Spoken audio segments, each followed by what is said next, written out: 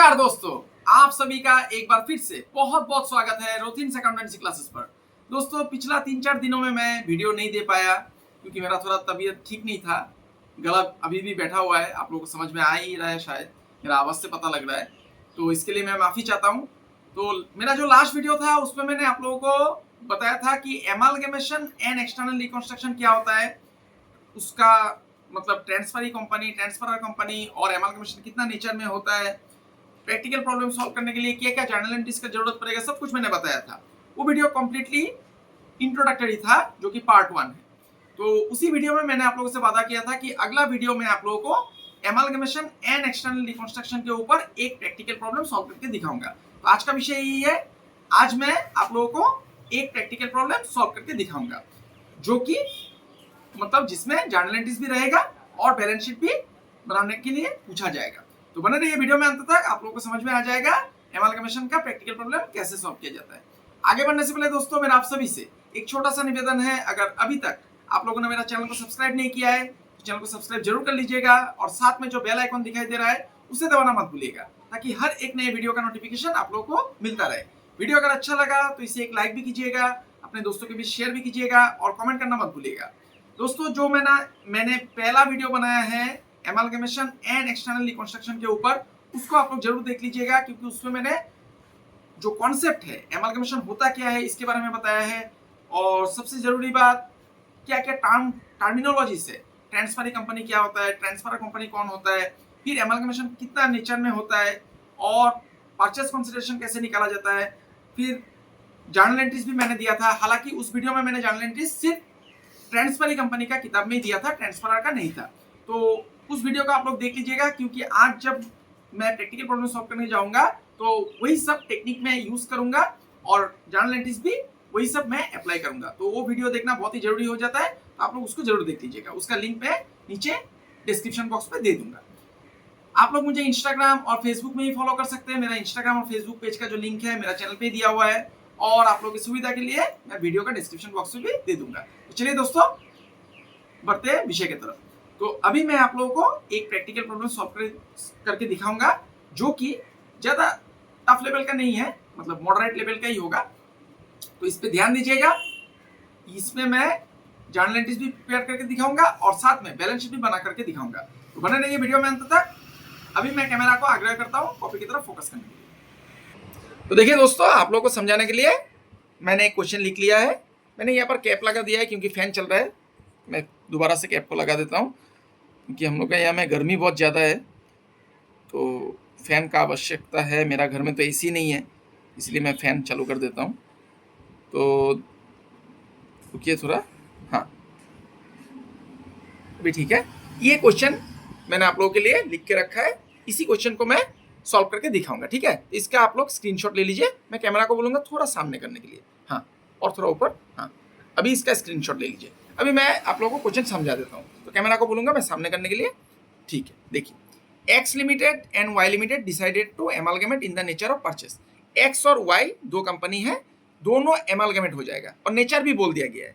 इस नेचर के बारे में मैंने आप लोगों को बताया था पहला वीडियो में, ठीक है। उस वीडियो को आप लोग देख लीजिएगा।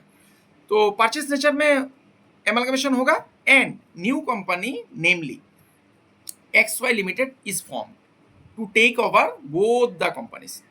एक्स और वाई दोनों बंद हो जाएगा और नया कंपनी कौन होगा? X Y limited. तो एक्स वाई हो जाएगा ट्रांसफरी कंपनी और एक्स लिमिटेड और वाई लिमिटेड ये हो जाएगा ट्रांसफरर कंपनी, ठीक है ना। तो देखिए कब, एज ऑन 31 मार्च 2017। तो दोनों का ही बैलेंस शीट दिया हुआ है नीचे। Following are the liabilities and assets of, दिया हुआ है दोनों कंपनी का एज ऑन दैट डेट। ये बैलेंस शीट है, ठीक है ना। तो अभी देखिए, एक्स वाई लिमिटेड एक्स और वाई दोनों को मतलब खरीदेगा, ये दोनों बंद हो जाएगा। एक्स लिमिटेड वाई लिमिटेड दोनों बंद हो जाएगा और नया कंपनी कौन होगा? X Y. तो नया कंपनी को क्या देना पड़ता है? परचेस कंसिडरेशन देना पड़ता है। अभी परचेस कंसिडरेशन का अगर अमाउंट दिया हुआ है क्वेश्चन में, तब वो लामसम हो जाता है, ठीक है ना। ये मैंने आप लोगों को बताया था पहला वीडियो में, वो वीडियो आप लोग देख लीजिएगा। अगर परचेस कंसिडरेशन का मान लीजिए अमाउंट नहीं दिया हुआ है, तब आप और अमाउंट निकालने के लिए मान लीजिए कोई टेक्निक दे दिया क्वेश्चन में, अमाउंट निकालने का तरीका बता दिया, तब हो जाता है नेट पेमेंट मेथड, ठीक है।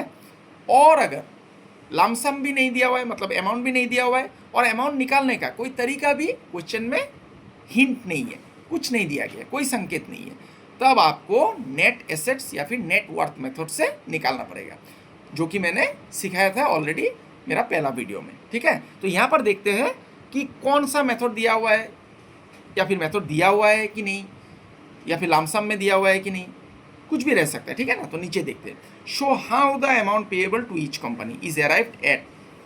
देखिए यहाँ पर बोल रहा है कि आपको निकालने बोल रहा है, कोई मेथड नहीं दिया गया है कि कितना अमाउंट देना पड़ेगा दोनों कंपनी को, टू ईच कंपनी कितना अमाउंट देना पड़ेगा, ये आप निकाल के दिखाइए।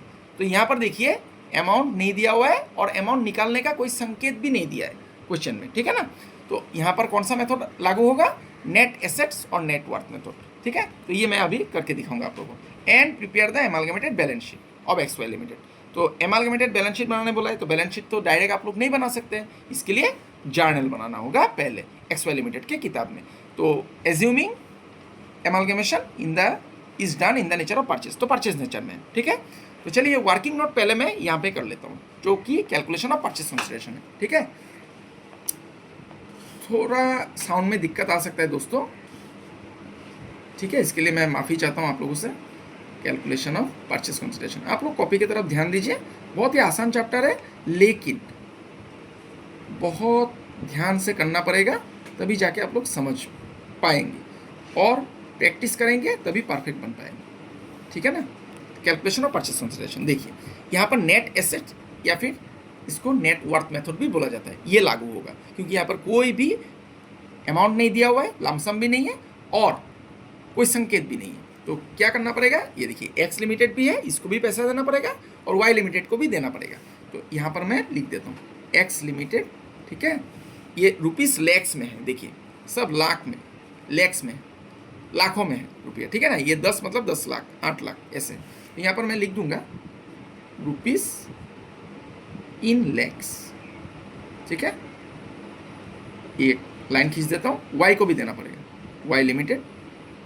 थोड़ा मेरा गला बैठा हुआ है दोस्तों, तो इसके लिए भी क्या करें, तो तबीयत खराब हो गया, तो थोड़ा सुनने में अगर थोड़ा विजिबल ऑडिबल नहीं होता है तो आप लोग कमेंट बॉक्स पे लिख दीजिएगा, मैं इसके ऊपर और एक वीडियो बना दूंगा। ठीक है ना, परचेज कंसिडरेशन निकालने का। तो देखिए जितना एसेट है सब लेना पड़ेगा, लेकिन फिक्टिशियस एसेट नहीं ले सकते। ठीक है, जितना एसेट है सब लेना पड़ेगा, लेकिन फिक्टिशियस एसेट को छोड़ के। फिक्टिशियस एसेट एकदम नीचे रहता है।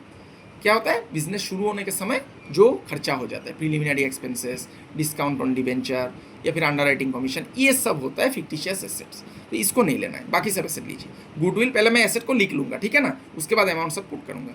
Goodwill, land and building, plant and machinery, तीन को लिख देता हूँ पहले। Goodwill, land and building, land and building, plant and machinery. ये चैप्टर बहुत ही इंपॉर्टेंट है दोस्तों, इसको बिल्कुल भी आप लोग नज़रअंदाज मत कीजिएगा। अंडर ग्रेजुएट कोर्सेज के लिए या फिर प्रोफेशनल कोर्सेज के लिए, कॉमर्स का सभी के लिए बहुत ही इंपॉर्टेंट है। परीक्षा के दृष्टिकोण से देखा जाए तो परीक्षा में एक क्वेश्चन पूछा ही जाता है, तो इसका आप लोग जरूर प्रैक्टिस कीजिएगा। ठीक है, तो चलिए ये तीनों का अमाउंट लिख लेता हूँ पहले। 10 और 8 गुडविल का, 10 और 8, लैंड एंड बिल्डिंग का 25 और 19, 25 और 19, फिर प्लांट एंड मशीनरी का 20 और 25.50, 20 और 25.50 हो गया दोस्तों। चलिए अभी दूसरा एसेट लिखते हैं, patent and trademark, stock, Sunny detour. Patents and trademark, फिर है स्टॉक, फिर है सनी डेटोर्स। ठीक है ना, सनी डेटोर, तो इसका भी अमाउंट लिखते हैं। देखिए पेटेंट एंड ट्रेडमार्क एक्स का नहीं है और इसका है 5.25, तो इसका नहीं है 5,25,000, ये 25,000। ठीक है ना, पॉइंट है। उसके बाद स्टॉक है 20 और 15, 20 और 15, और सैनिटेटर का है 10 और 5, 10 और 5 मतलब लाख में है। ठीक है ना, उसके बाद क्या है, bills receivable, cash at bank, ये दोनों को लिख दीजिए। बिल्स रिसीवेबल और कैश एट बैंक हो गया।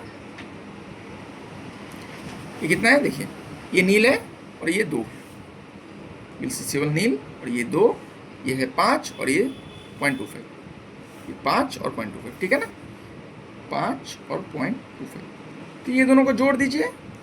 ये देखिए, ये जोड़ने से कितना आएगा, यहाँ पे ऑलरेडी दिया ही हुआ है, सभी एसेट हम लोगों ने लिया है 90 और 80, ठीक है, इसको ही लिख दीजिए, कैलकुलेशन करने की जरूरत ही नहीं है, ठीक है ना, बहुत ही आसान है। उसके बाद लेस करना पड़ता है थर्ड पार्टी लायबिलिटीज, मतलब करंट लायबिलिटीज। फर्स्ट पार्टी होता है reserves and surplus, first party होता है reserves and surplus, sorry first party होता है कैपिटल, सेकंड पार्टी होता है रिजर्व्स एंड सरप्लस, और बाकी सब लायबिलिटीज होता है थर्ड पार्टी लायबिलिटीज। तो देखिए, पहले है कैपिटल, ये फर्स्ट पार्टी है, नहीं आएगा, reserve second party, surplus second party, कोई भी फंड रहेगा वो भी सेकंड पार्टी होता है। ये देखिए, डिविडेंड इक्वलेशन फंड, ये भी second party, workman compensation fund, ये भी सेकंड पार्टी, बैंक ओवरड्राफ्ट, ये है current liability, bills sundry creditor है करंट लायबिलिटी, और बिल्स पेबल, ठीक है। तो पहले लिख दीजिए बैंक ओवरड्राफ्ट, अमाउंट बाद में लिखेंगे, बैंक ओवरड्राफ्ट, ठीक है, बैंक ओवरड्राफ्ट, फिर सन्ड्री क्रेडिटर्स, सन्ड्री क्रेडिटर्स, फिर आ जाएगा बिल्स पेबल, 3 था, ठीक है ना, बिल्स पेबल। अभी हम लोग अमाउंट लिखेंगे और परचेस कंसिडरेशन आसानी से निकल जाएगा। देखिए, पहला वाला नील और 5, नील और 5, ठीक है। उसके बाद 10, 12, 5, 3, ठीक है, 10, 12 और 5 और 3, तो ये सबको माइनस करना पड़ता है, ठीक है ना। तो इसमें मैं ब्रैकेट दे देता हूँ, माइनस मतलब ब्रैकेट, ठीक है। तो चलिए माइनस कीजिए, 90 से 15 चला गया, कितना हो जाएगा 75, 75 लाख हो गया एक्स लिमिटेड का परचेस कंसिडरेशन, 75 लाख। और वाई का कितना हो जाएगा, देखिए 80 से कितना जाएगा, 5 और 15 20, 80 से 20 चला गया, कितना आ जाएगा 60 लाख, 60 लाख, ठीक है। ये परचेस कंसिडरेशन हो गया दोस्तों, ठीक है। इसका स्क्रीनशॉट ले लीजिए। अभी मैं बनाऊंगा जर्नल एंट्रीज, क्योंकि बिना जर्नल का बैलेंस शीट आप लोग नहीं बना सकते, ठीक है। तो स्क्रीनशॉट आप लोगों ने ले लिया, चलिए अभी जर्नल एंट्रीज बनाते हैं, उसके बाद बैलेंस शीट बनाएंगे, ठीक है। तो मैं पेज को पलट लेता हूँ, ठीक है। तो जर्नल एंट्रीज के लिए मैं घर बना लूंगा, मैं स्केल का इस्तेमाल करूंगा। आप लोग परीक्षा में स्केल और पेंसिल दोनों का ही इस्तेमाल कीजिएगा, क्योंकि दोस्तों यहाँ पर मैं कैप लगा देता हूँ, जिससे कि पेज उड़ेगा नहीं, ठीक है। तो देखिए कॉपी की तरफ, मेरा आवाज़ थोड़ा धीरे आ सकता है क्योंकि गला पूरा बैठा हुआ है, फिर भी मैं आप लोगों के लिए वीडियो तैयार कर रहा हूँ, ताकि आप लोगों की थोड़ा मदद हो जाए और आप लोग सीख जाए ये एमालगमेशन चैप्टर। नहीं तो बहुत देर हो जाएगा, आप लोग का परीक्षा भी आ जाएगा सामने और आप लोग सीख नहीं पाएंगे, ठीक है ना। Journal entries in the books of XY limited, XY, ठीक है ना, XY लिमिटेड, क्योंकि XY नया कंपनी, ठीक है। चलिए घर बनाते हैं। देखिए डेट कॉलम नहीं होगा दोस्तों, क्योंकि यहाँ पर डेट कॉलम, डेट नहीं दिया हुआ है, सिर्फ बैलेंस शीट का डेट दिया हुआ है, इसलिए मैं डेट कॉलम को स्किप करूँगा, ठीक है ना, इग्नोर करूँगा, जस्ट इग्नोर इट। तो इसको मैं लंबा पूरा कॉपी ले लेता हूँ, खींच के पूरा कॉपी मैंने ले लिया, ठीक है। और यहाँ पर LF हो जाएगा, LF को एकदम छोटा बनाऊंगा, और फिर डेबिट रुपीस और क्रेडिट रुपीस, XY दोनों का अमाउंट मैं साथ में लिखूंगा, ठीक है ना। देखिए पार्टिकुलर्स, फिर L.F. फिर डेबिट रुपीस, ठीक है, डेबिट रुपीस, फिर क्रेडिट रुपीस, ठीक है ना,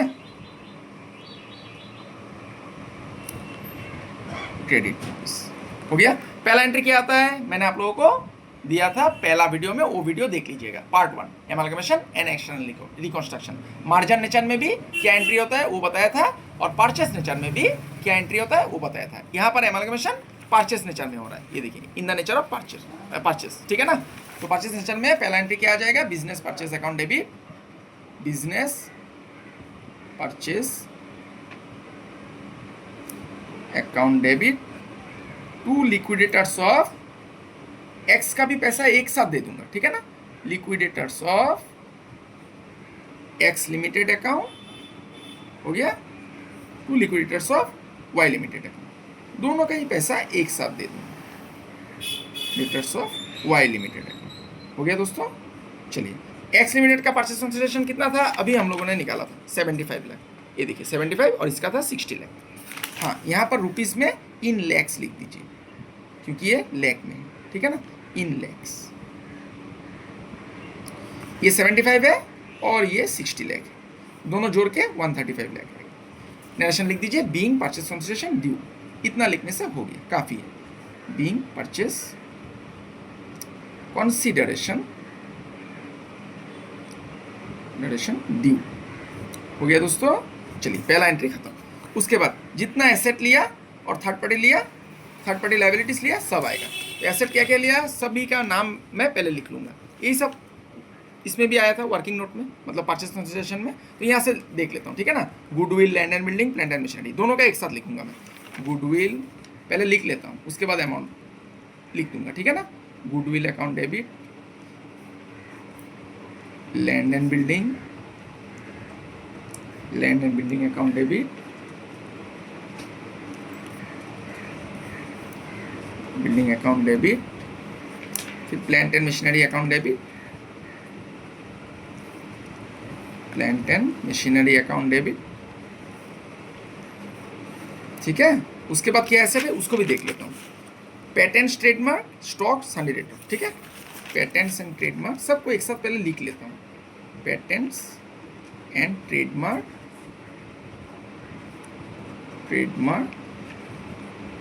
इंटेंजिबल एसेट है ये भी आता है, ठीक है ना। सन्डी debtors account debit, सन्डी debtors account debit, फिर स्टॉक अकाउंट डेबिट, स्टॉक भी था, ठीक है। फिर था दोस्तों बिल्स रिसीवेबल, सन्डी डेटर, फिर उसके बाद बिल्स रिसीवेबल और कैश एट बैंक, ठीक है। दोनों को लिख दीजिए पहले। सन्डी debtors account debit,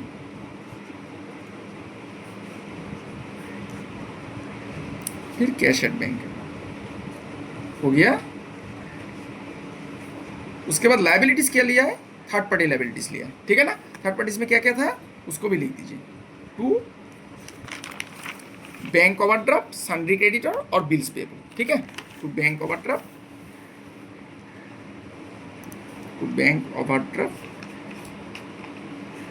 account, to bills, sorry देख लेता हूँ एक बार।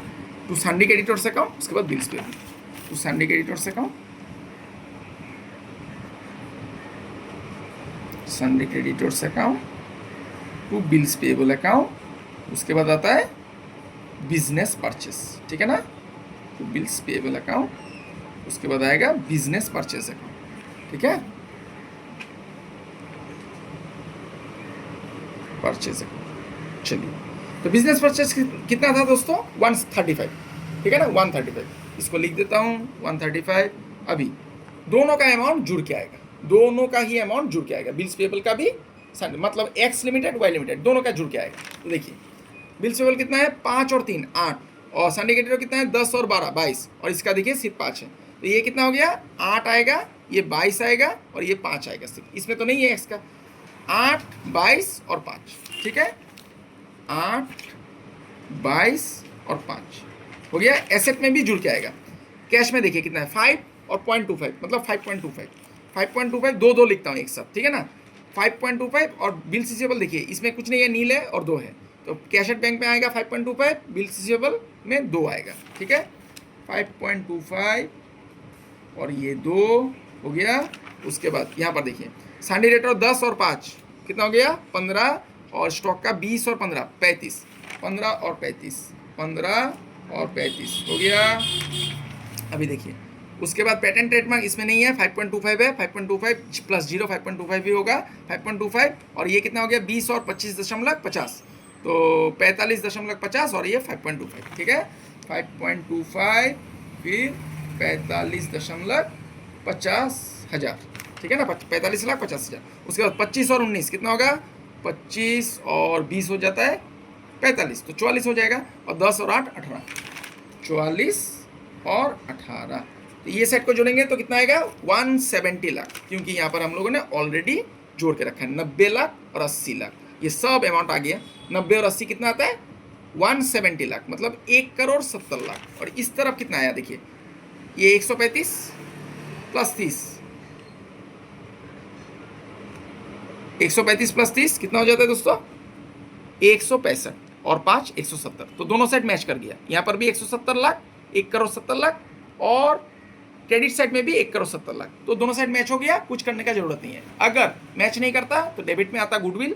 यहाँ पर ऑलरेडी गुडविल लिखा हुआ है, हालांकि डेबिट में डिफरेंस आता है गुडविल में, क्रेडिट अगर ज़्यादा होता है, और क्रेडिट में आता है कैपिटल रिजर्व। ठीक है, यहाँ पर कुछ करने का जरूरत नहीं है, दोनों साइड मैच कर गया। तो यहाँ पर सिर्फ नरेशन लिख दीजिए, being assets and liabilities taken over, assets and liabilities taken over हो गया। चलिए अभी लास्ट एंट्री बाकी है, जो लिक्विडेटर है एक्स लिमिटेड वाई लिमिटेड, दोनों को पैसा दिया जाएगा। कितना? 75 लाख और 60 lakh.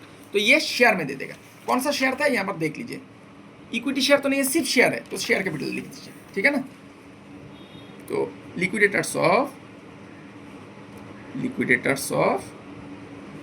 X limited account debit,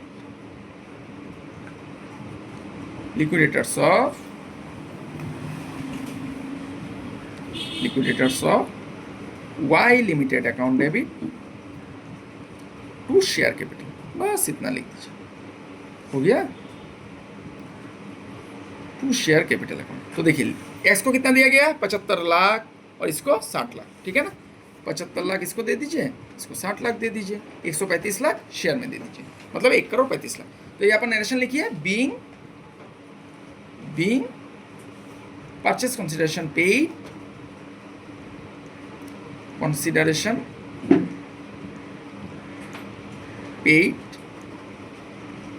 by way of shares, by way of issuing shares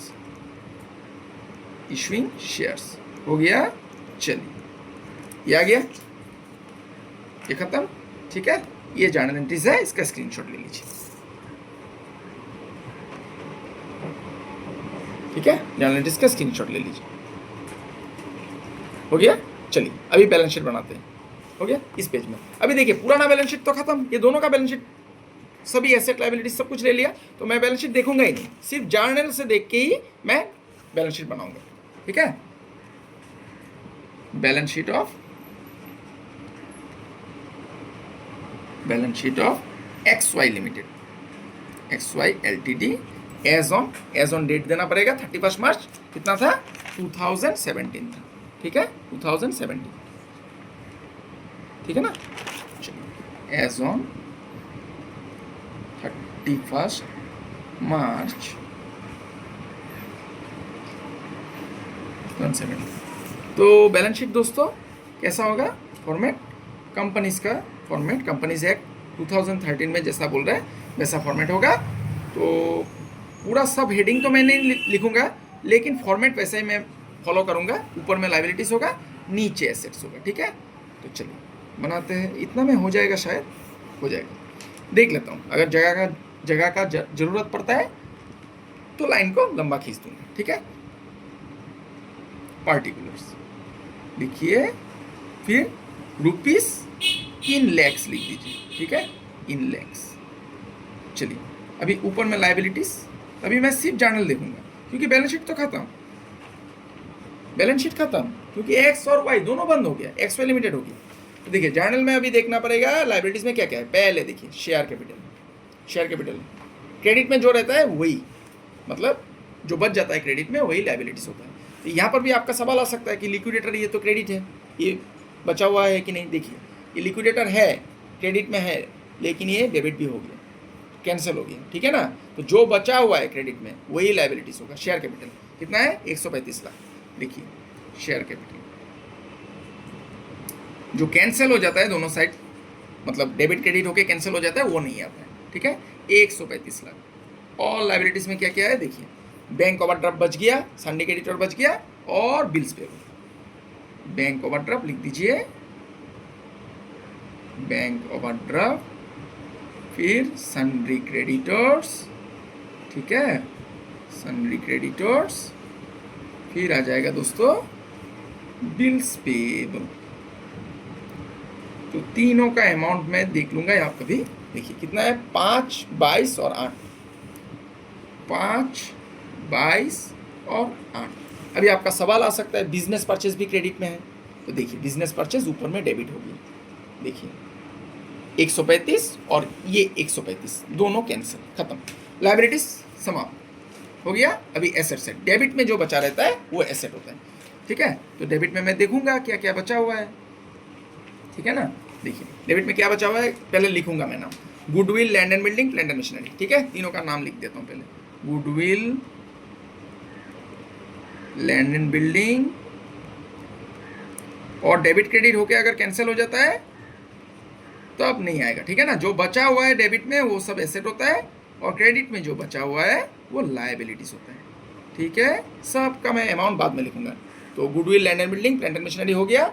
उसके बाद क्या है, patents and trademark, sundry debt और स्टॉक। पेटेंट्स एंड ट्रेडमार्क लिख देता हूँ, पेटेंट्स एंड ट्रेडमार्क,